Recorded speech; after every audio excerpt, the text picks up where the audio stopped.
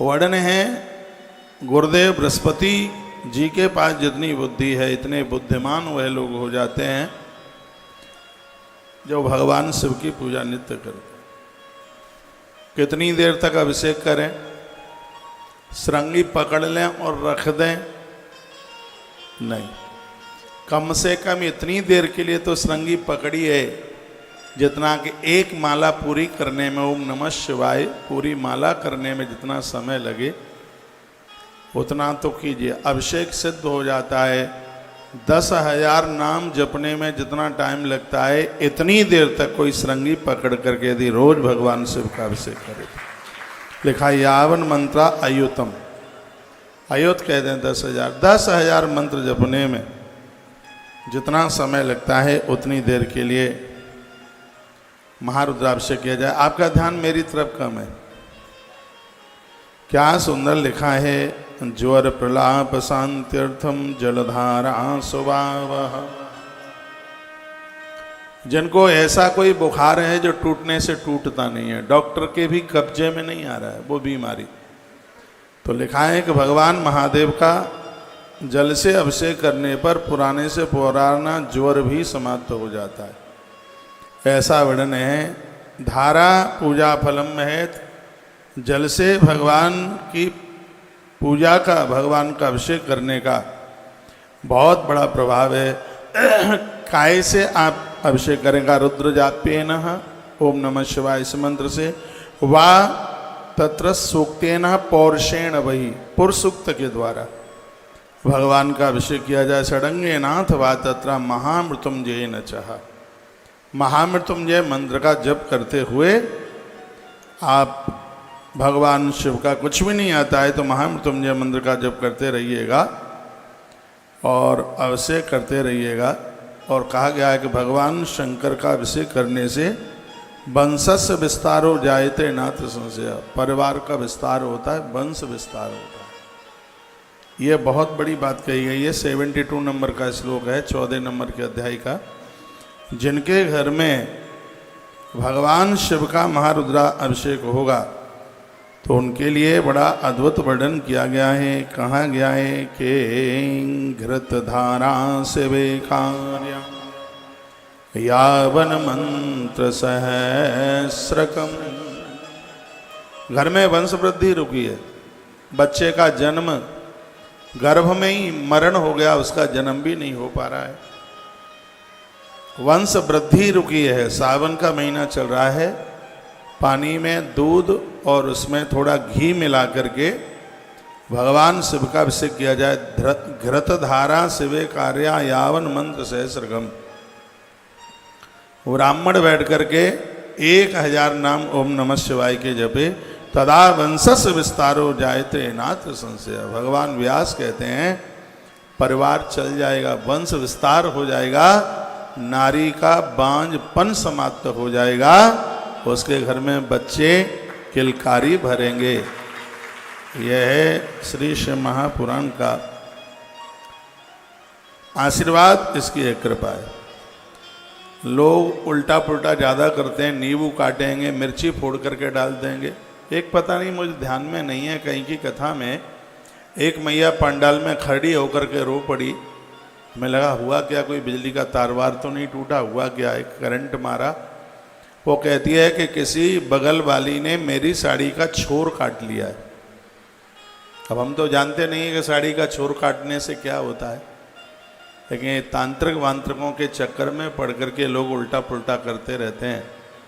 यदा चोट्टानम देहे जायते, वर्णन किया गया है कि ऐसा कोई उच्चाटन, ये ऊट पटांग कोई काम करे, भगवान महादेव के भक्त के ऊपर किसी भी प्रकार का कुप्रभाव नहीं पड़ेगा, कभी नहीं पड़ेगा। ऊट पटांग किया गया उसके ऊपर उसका कोई फर्क नहीं पड़ेगा। कहा पूजा तो बहुत बड़ी बात हो गई, इसके श्रवण मात्र से मनुष्य का कल्याण हो जाता है, इतना बड़ा प्रभाव है इसका। इसके श्रवण मात्र से, यस्सा श्रवण मात्र न कल्याणम जायते नृणाम, इसके श्रवण मात्र से जीव का कल्याण हो जाता है। आप अपने इष्ट के चरणों में पूरी श्रद्धा रखिए, लेकिन भगवान शिव को अपने घर में जरूर पूजिएगा। वर्णन किया गया है गोधू मात्र अन्न तथा पूजा प्रशस्ता शंकर सवै संतति वर्धते तस्या यदि लक्षा विधिकृता। यदि 1,00,000 गेहूं के दाने से भगवान महादेव का यदि कोई अर्चन करेंगे, श्लोक नंबर 49 है 14 नंबर के अध्याय का, 1,00,000 गेहूं के दानों से जो भगवान महादेव का अर्चन करेंगे, संतति वर्धते, उनकी संतान की वृद्धि होगी, संतान को सुख मिलेगा, संतान का वैभव बढ़ेगा। अपनी औलाद के वैभव के लिए बच्चे तो नहीं करेंगे, लेकिन उनके माता पिता ये काम कर ले। पिता को भी फुर्सत नहीं होगी, माँ कर ले। क्या कर ले? गौधूमा अन्नस तथा पूजा प्रशस्ता शंकर सचा संतते वर्धते तस्य यदि लक्षा विधि, लक्ष्य कहते हैं लाख को, 1,00,000 गेहूं से भगवान का अर्चन करें। और ये नहीं है कि मुट्ठी भर भर के डालना है, एक एक दाना डालना है। अब 1,00,000 गेहूं के दाना एक एक चढ़ाने में बड़ा समय लगेगा, कोई नहीं लगेगा। मैं बता देता हूँ, घर में 5-7 लोग हैं, सगरे बैठ जाओ, शंकर की पिंडी को आगे रख लो। 1,00,000 गेहूं को तौला कैसे जाएगा? कल मैं निवेदन कर रहा था कि 100 ग्राम गेहूं या 1 किलो गेहूं उसको तौल लो, फिर उसके एक एक दाने को गिन लो। 1 किलो में जितने दाने बैठ रहे हैं उस हिसाब से उसका कैलकुलेट कर लीजिए, कैलकुलेशन कर लीजिएगा। तो वो साधारण सा तरीका है। और ये नहीं है कि आपको 30 दिन में 30 बार करना है, एक ही दिन कर लो, प्रदोष वाले दिन कर लो, सोमवार के दिन कर लो, संक्रांति वाले दिन कर लो, इसको कर लो। इसको वर्णन है गौधूमान्यस तथा पूजा प्रशस्ता शंकर सवै। गेहूं का करना क्या है? गेहूं का आटा बनाइए, उसका मालपुआ बनाइए और उसको नंदी को खिला दीजिएगा। नंदी को, सांड नंदी, यह गेहूं का पुआ बना करके उसको खिला देना। भगवान महादेव की बहुत बड़ी कृपा बरस जाएगी, आनंद हो जाएगा। पंडाल में बहुत लोग आप बैठे हैं, मुझे नहीं लगता कि आपने पहले कभी किया हो। श्लोक 49 है, मिल गया है आपको? है नहीं मिला? रुद्र संहिता सृष्टि खंड अध्याय नंबर 14 श्लोक नंबर 49। प्राजापत्यम ब्रह्मणानाम कर्तव्यम च फलेप्सुभि गौधूमान्यस तथा पूजा प्रशस्ता शंकर वै। इसके नीचे का श्लोक है संतति वर्धते तस्य यदि लक्षा विधिकृता। यदि आप अपने बच्चों की वृद्धि चाहते हैं तो इसमें भगवान शंकर की पूजा गेहूं से करने पर उत्तम फल प्राप्त होता है। 1,00,000 गेहूं, और ध्यान रखना पिंडी के ऊपर चढ़ाया जाएगा। इसमें स्पष्ट लिखा है गेहूं सिर पर चढ़ाने से संतति की वृद्धि। जो पिंडी का जो ऊपर का सांप को उठा के अलग कर दीजिएगा, यदि वहाँ तक हाथ नहीं पहुँचता है तो ये बिल्कुल ऊपर पिंडी के ऊपर, जैसे ये मेरे पास शंकर जी हैं, क्यों शंकर जी के सानिध्य में कोई बात कही जाए तो वो अपने आप में अक्षय हो जाती है, उसका पुण्य कम नहीं होता। इसलिए हम शंकर जी को व्यासपीठ पर रखते हैं। जैसे ऊपर का है ये, एक एक गेहूं इसके ऊपर रखते जाइए। फिर गेहूं से ये ढक जाएंगे तो गेहूं नीचे रह जाएंगे, इनको गेहूं के ऊपर बैठा दीजिएगा। तो नर्मदेश्वर हैं आपके घर में, क्योंकि प्राण प्रतिष्ठित मंदिर में तो पुजारी लोग करने नहीं देंगे, क्योंकि वहाँ तो दर्शनार्थी आते हैं। तो अपने घर पर ही ये काम कर लीजिएगा। एक एक गेहूँ, घर के 5-7 लोग हैं, सब बैठ जाइए और साफ सुथरे बर्तन में या पलाश की पत्तल पर गेहूं लेकर के, जैसे यज्ञ के चारों तरफ, कुंड के चारों तरफ बैठ करके जो आप आहुति डालते हैं, अब ऐसे ही कीजिए। ये काम हम उज्जैन में करने वाले हैं। आपको समय मिले तो उज्जैन पधारिएगा, 1 महीने का कार्यक्रम है। टीवी पर देखिए कि किस तरीके से, और जिस दिन हम उधर गौधूम अर्चन करें, इस गेहूं की पूजा को गौधूम अर्चन कहते हैं। हमारे संग ही संग उस दिन अपने घर पर कर लीजिएगा। हम वहाँ चढ़ाते रहेंगे, आप अपने घर पर चढ़ाते रहना, आनंद हो जाएगा। सगरी बातें प्रमाणित हैं, बनावटी इसमें कुछ भी नहीं है। एक बार जयकारा लगाइए, बोलो भक्त वत्सल भगवान की जय हो, श्री हनुमान जी महाराज की जय हो। इसमें तो ये भी वर्णन कर दिया, इसमें लिख दिया है कि 8 सेर गेहूं में 1 लाख संख्या हो जाती है। से पुराण के 50 नंबर के श्लोक में ऐसा लिखा है। तो यही बात मान लें, गिनती का झगड़ा ही खत्म हो गया बिल्कुल। ये जिम्मेदारी महादेव की है। 75,000 रह जाएंगे तो 1 लाख, और ज़्यादा हो जाएंगे तो बढ़िया ही बात है। स्पष्ट लिखा है, इसमें लिखा है कि 8 सेर, किलो से सेर थोड़ा ज़्यादा होता है। 8 सेर गेहूं की संख्या, गेहूं के दानों की संख्या 1 लाख हो जाती है। तो 8 सेर गेहूं, थोड़ा 8 किलो से ज़्यादा उसमें डाल लीजिए।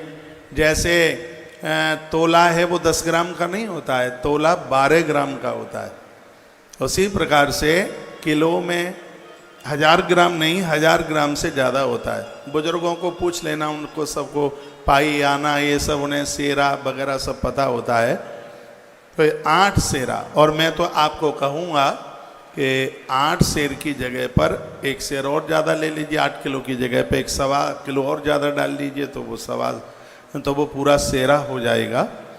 और फिर ये 1 लाख गेहूं के दाने भगवान शिव के ऊपर चढ़ जाएंगे। तो इसमें भगवान स्वयं, भगवान महादेव कहते हैं, 1 लाख गेहूं कोई मेरे सिर के ऊपर चढ़ा करके मेरा अर्चन करता है, उसके घर में संतति की वृद्धि होती है, परिवार की वृद्धि होती है। इसमें कोई संशय वाली बात नहीं है। ये बात रही गेहूं की। एक मैंने पिछले दिनों में एक वीडियो डाली थी मूंग के दानों के ऊपर। यहाँ लिखा है, मुदगानां पूजने देव शिवो यक्षति वै सुखम प्रस्थानां सप्तकेनैव प्रस्थानाधेनाथवा पुनः। मूंग के द्वारा पूजन करने से शिवजी उत्तम सुख प्रदान कर देते हैं। उत्तम, तो आप मूंग के द्वारा भी भगवान शिव की पूजा कर सकते हैं। इसमें वर्णन किया गया, यह करने के बाद 11 ब्राह्मणों को भोजन जरूर कराइए। यह अनुष्ठान तब पूरा होता है। यह करने के बाद में 11 ब्राह्मणों को भोजन कराएं। लिखा है, ब्राह्मणाश तथा भोज्या रुद्र संख्या प्रमाणता। अब इसमें 11 नहीं लिखा है, इसमें लिखा है रुद्र संख्या प्रमाणता। तो रुद्रों की संख्या कितनी है? बस यही तो व्याकरण पढ़ने का आनंद है, तभी कथा आगे बढ़ेगी। बिना व्याकरण के कथा में कुछ भी आनंद नहीं है। इसमें लिख दिया है, ब्राह्मणाश तथा भोजा रुद्र संख्या प्रमाणता है। ये करने के बाद ब्राह्मणों का भोजन होना चाहिए। कितने ब्राह्मणों का भोजन होना चाहिए? रुद्र संख्या प्रमाणता। रुद्रों की संख्या कितनी है? रुद्रों की संख्या है 11 रुद्र हैं, 11 रुद्र हैं। तो ये ग्रंथ कहता है कि 11 ब्राह्मणों को भोजन कराइए। 11 ब्राह्मण को। शंकर जी का कोई भी अनुष्ठान है उसमें विधान 11 ब्राह्मणों को ही जमाने का है, क्योंकि रुद्रों की संख्या 11 है। तो 11 ब्राह्मणों को आप भोजन करा दें और भगवान शिव की कृपा, धर्म अर्थ काम की वृद्धि होगी, मोक्ष मिलेगा। इसमें कोई संशय वाली इसमें बात नहीं है। वर्णन किया गया है कि सरसों का दाना, राई के दाने से भी भगवान की पूजा होती है। 160 तोले में इसमें वर्णन किया गया है 1 लाख राई के दाने हो जाते हैं। अब 160 तोले का किलो बना लेना, कितना बनेगा उतना। 160 तोले में 1 लाख राई के दाने हो जाते हैं। देखा, सरसों से पूजन करने पर शत्रु परास्त हो जाता है। सरसों के दाने से पूजन करने पर शत्रु बिल्कुल परास्त हो जाता है। अरहर या समी के पत्तों से भगवान शंकर की पूजा करें, इससे अनेक अनेक प्रकार की बाधाएं दूर हो जाती हैं। श्लोक नंबर 58 नंबर लिखा है, वर्णन किया गया है, मरीचि संभवा पूजा शत्रु नाश करी स्मृता। काली मिर्च, सरसों यानी राई, इनसे शत्रु की को भावना है उसका नाश होता है। आड़ की नाम दलशैवा, आड़ की अरहर, अरहर के फूलों से भी भगवान शंकर की पूजा करें तो नाना सुख करी, तमाम प्रकार के सुख चल करके आ जाते हैं। इसमें कोई संशय वाली बात नहीं। लक्ष्यमानम तो पुष्पाणाम शृणु प्रत्ता मुनीश्वरा।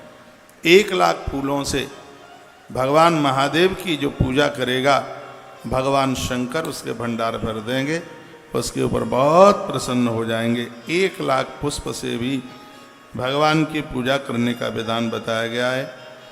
और फिर चमेली के फूलों से भी भगवान की पूजा, कमल के फूलों से भगवान की पूजा, सरसों के फूल से भगवान की पूजा, कनेर के फूलों से भगवान की पूजा है, मल्लिका के पुष्पों से भगवान की पूजा और तिल के पुष्पों से भगवान की पूजा की जाती है। तो इससे भगवान भोलेनाथ अति प्रसन्न हो जाते हैं। तो यदि हो जाए तो ये जरूर कर लीजिएगा। लिखा है महापातकजम दुखम तत्क्षणान नश्यन्ति ध्रुवम। भगवान महादेव घोर से घोर, बड़े से बड़े महापातकों को, बड़े से बड़े पापों को दूर कर देते हैं। शंकर प्रसन्न हो जाएं तो किस प्रकार की कमी रह सकती है। आशुतोष तुम अवडर दानी, आशुतोष तुम अवडर दानी, आरती हरहु दीन जन जानी। आशुतोष तुम अवडर दानी, आरती हरहु दीन जन जानी। आशुतोष तुम अवडर दानी, आरती हरहु दीन जन जानी। बोले भक्तवत्सल भगवान की जय हो। समीपत्रयी तथा मुक्ति प्राप्यते पुरुषेण चह। समी के पत्तों से भगवान शिव को आप पूजेंगे तो यह कष्टों को निवारण करने वाला है, घर के दोषों को समाप्त करता है। समी के पत्तों से भगवान बहुत प्रसन्न होते हैं। मल्लिका कुसुमई दत्तई श्रियम शुभतराम शिवा। तो मल्लिका के फूल से भी भगवान की पूजा करें। और एक बड़ी अद्भुत बात कही है, जब हम ग्रंथ पढ़ते हैं तो समाधान होता है। प्राय लोग बहुत ज़्यादा ऐसा बोलते हैं कि महादेव के ऊपर तुलसी मन चढ़ाइए, ज़्यादातर ऐसे बोलते हैं। लेकिन यहाँ मैं एक प्रमाण आपको दे रहा हूँ। श्री शिव महापुराण रुद्र संहिता सृष्टि खंड अध्याय नंबर 14 और श्लोक नंबर 28, जिसमें स्पष्ट तुलसी चढ़ाने की बात कही है महादेव के ऊपर। कैमरा लगा सकते हैं इधर लाके, यहाँ मेरे ग्रंथ पर देखिए, इसमें लिखा है भुक्ति मुक्ति फलम तस्य तुलस्या पूजयेद यदि। इसमें वर्णन है कि यदि महादेव के ऊपर भगत तुलसी चढ़ावेगा तो संसार की सभी वस्तुएं और दुनिया छोड़ने के बाद भगवान शंकर उसे मुक्ति जरूर दे देंगे। इतनी बड़ी महिमा है। 28 नंबर का श्लोक है, मेरी उंगली रखी हुई है यहाँ। भुक्ति मुक्ति फलम तस्य तुलस्या पूजयेद यदि। जो भगवान महादेव की पूजा तुलसी के पत्तों से करेंगे, तुलसी मंजरी तो चढ़ाई जाती है, प्रदोष में तो पूजा पूरी नहीं होती है महादेव की जब तक उसके ऊपर तुलसी मंजरी न चढ़ाई जाए। प्रदोष की पूजा पूरी नहीं होती है जब तक काला तिल न चढ़ाया जाए। ये तो मैंने बहुत बार बातें बता चुका हूँ आपको। और मेरी व्यासपीठ निरर्थक बात, बिना बजनी की बात नहीं करती है। हमने एक इंस्टाग्राम पर कोई वीडियो डाल दी कि श्वान पालना ठीक नहीं है, उसको रोटी देना ठीक है, उसको रोटियां दीजिए, उसको पालिए मत। तो आज की युवा पीढ़ी ये सब चीज़ों को मानती नहीं है। तो बहुतों के बात अच्छी लगती है, बहुतों को नहीं अच्छी लगती। अब ना लगे तो हमें क्या फर्क पड़ता है, लेकिन हम तो प्रमाणित बात तो कहेंगे ही। ईश्वर ने हमें भेजा ही इसके लिए। तो भुक्ति मुक्ति फलम तस्यः तुलस्या पूजयेद यदि। अर्क पुष्पै प्रतापस्य कुब्ज कब्बार के तथा अकौआ का फूल, तुलसी, समी पत्र, और करवीराणी वही क्रमात्, करवीर कहते हैं कनेर के फूल, यह भगवान शिव को अति प्रिय है। भगवान शंकर बड़े खुश हो जाते हैं। ससे तथा भगवान वाहन देते हैं, यश देते हैं, और सबसे आनंद की बात है शांति दे देते हैं, रोगों को समाप्त कर देते हैं। यदि कोई बीमारी फैली है, रोग समाप्त नहीं हो रहे हैं, तो रोगों चाटना कहानी है। करवीराणी वही क्रमात्, कनेर का फूल शंकर के ऊपर चढ़ाने से रोगों की निवृत्ति हो जाती है। तुलसी चढ़ाने से संसार की वस्तुएं, मृत्यु के समय पर पांव में कांटा लगे इतना भी कष्ट न हो, व्यक्ति मुक्त हो जाता है। इतनी बड़ी महिमा वर्णित की गई है इस ग्रंथ में। थोड़ा जूम करके दिखाओ ना, ये तो पूरा पेज दिख रहा है, पता नहीं लग रहा है उसमें। ये लगाओ, यहां से यूं लगा दो इसे। भुक्ति मुक्ति फलम तस्या तुलस्या पूजेद यदि। हो सकता है आप अपने मोबाइल में भी डालोगे, इसमें गूगल पे इसमें आप लिख दें शिव महापुराण रुद्र संहिता सृष्टि खंड अध्याय नंबर 14 और श्लोक नंबर 28, ये श्लोक निकल के आ जाएगा। शायद देख लेना, आ जाएगा बिल्कुल। गूगल ने दुनिया कब्जे में कर रखी है, उसमें संस्कृत टू हिंदी दोनों लिख देना, तो उसमें हिंदी में भी उसका अर्थ निकल के आ जाएगा, देख लेना एक बार। तो तुलसी पत्र से पूजन करने पर भोग एवं मोक्ष दोनों प्राप्त होते हैं, ऐसा सूत सौनकादियों को सुना रहे हैं, भगवान व्यास लिख रहे हैं। तो बड़े आनंद की बात कही गई है। जो आप भगवान का जप करते हैं, 3 लाख जप से मनोरथ प्राप्ति, 4 लाख जप से भगवान शंकर अति प्रसन्न हो जाते हैं, 5 लाख जप हो जाने पर शिव संपूर्ण मनोरथों को पूरा कर देते हैं। जिन लोगों ने 10 लाख महामृत्युंजय मंत्र का जप कर लिया है, उन्हें संसार की सभी वस्तुएं प्राप्त हो जाती हैं। 24 नंबर के श्लोक में ऐसा लिखा है, पंचमम च यदा लक्ष्यम फलम यशत संशयम। फिर लिखा है अनैनेवत मंत्रेण 10 लक्ष्य फलम भवेत। महामृत्युंजय मंत्र 10 लक्ष्यम, 10 लक्ष्य वर्णन है स्पष्ट, उसमें वर्णन किया 10 लाख।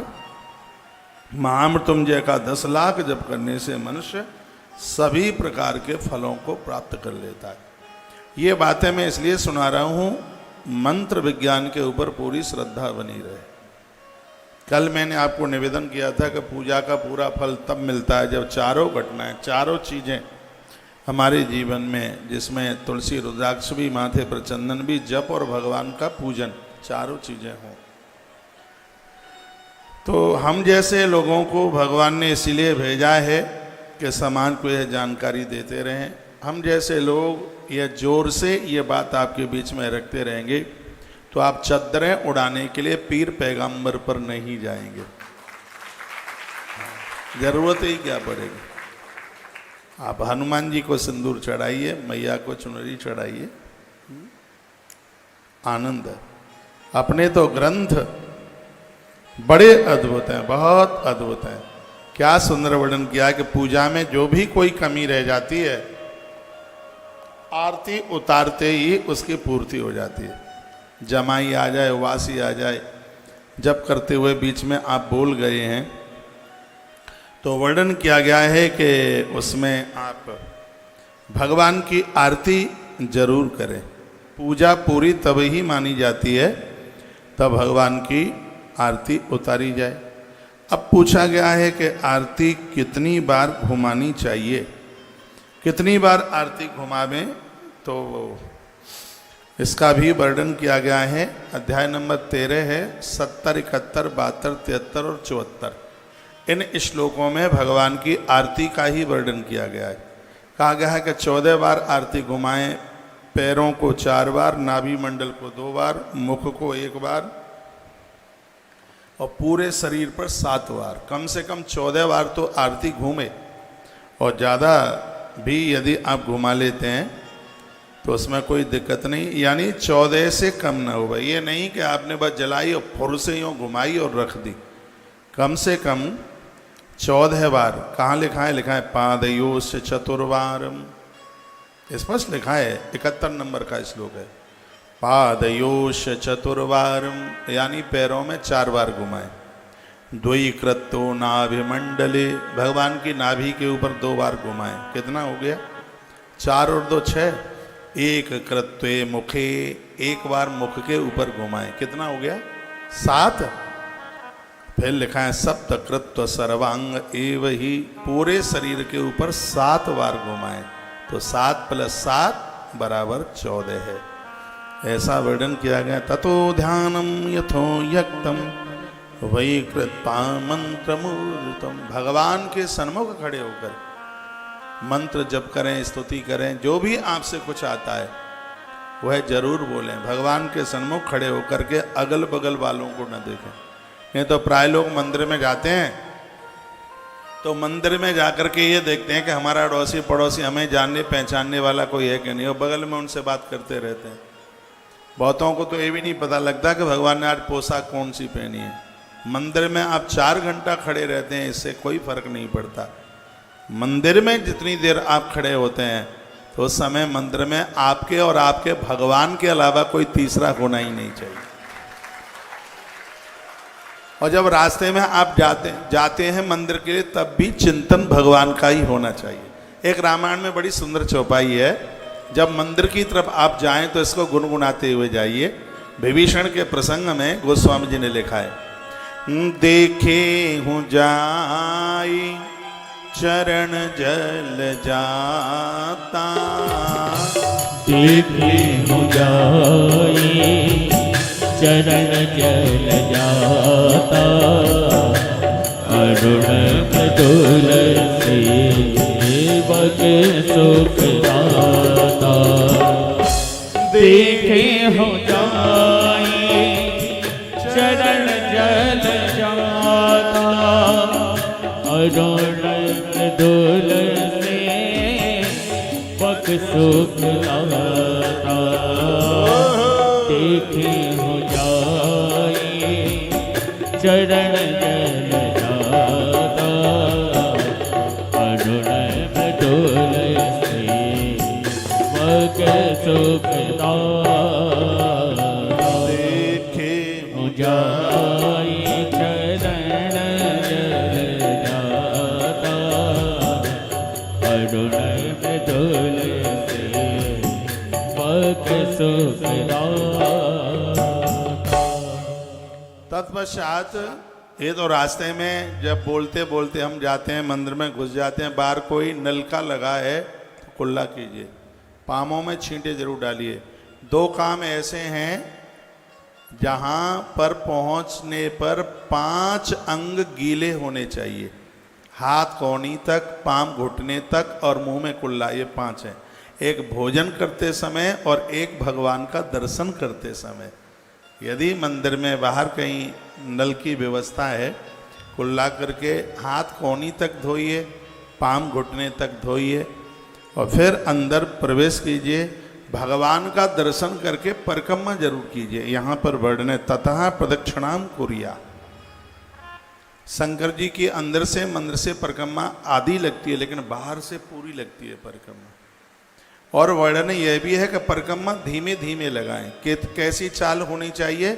7वें महीने में गर्भिणी नारी की जो चाल होती है वो चाल होनी चाहिए।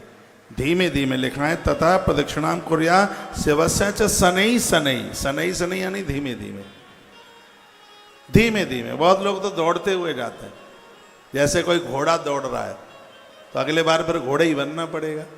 शनैः शनैः, बिल्कुल धीमे धीमे प्रदक्षिणा परिक्रमा धीमे धीमे, तथा प्रदक्षिणाम कुर्यां शिवस्य च शनैः शनैः। धीमे धीमे। 75 नंबर का श्लोक है, नमस्कारास्ततः कुर्यात्। भगवान को प्रणाम कीजिए। देवताओं को प्रणाम करने का, भगवान शंकर को जब प्रणाम करते हैं तो ऐसे करते हैं, ये अंगूठा ऊपर होता है भगवान को। और माता जी को प्रणाम करते हैं तो इस प्रकार से, ये इसको योनि मुद्रा कहते हैं। माँ को एक बार इस तरीके से प्रणाम किया जाता है, इस तरीके से दुर्गा माँ को। भगवान महादेव को प्रणाम करते हैं तो दोनों अंगूठे ऐसे आपस में, इसको लिंग मुद्रा कहते हैं।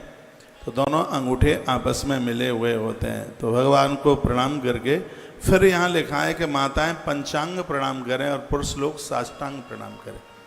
कोई भी कितना भी पूजित हो, नारी को चाहिए कि वो कभी भी लंबे लेटकर प्रणाम न करे, क्योंकि नारी के वक्ष का जो वजन है वो धरती सहन नहीं कर पाएगी, वो रो पड़ेगी।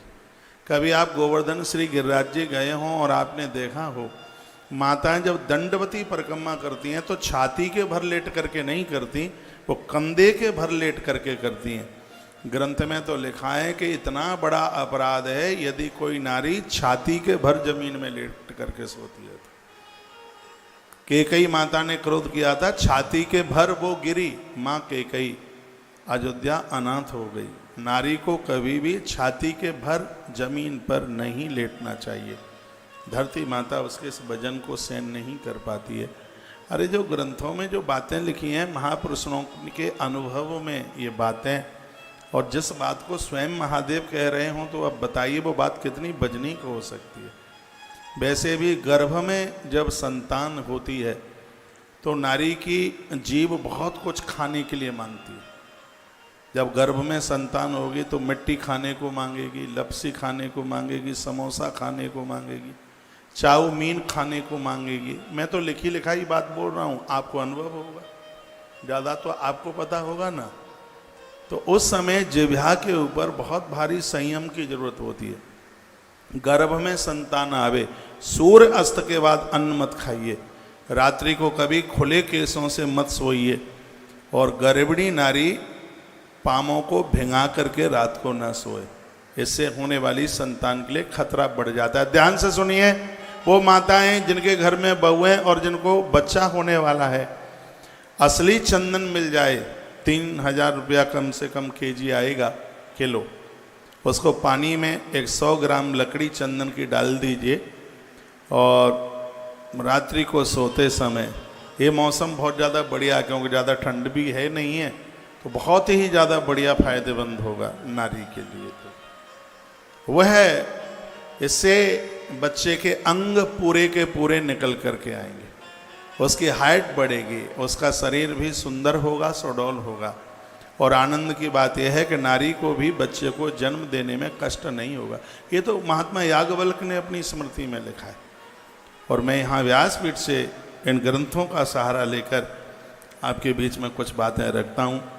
तो गर्भाकालीन गर्भिणी नारी, 6वां 7वां महीना उसको चल रहा है, रात्रि को वह छाती के भर न सोए, ऊंची सीढ़ियों पर न चढ़े, एक जगह पर ज़्यादा देर तक न बैठे, धुआं वाली जगह पर ज़्यादा देर तक न बैठे, उसके लिए बोला गया है।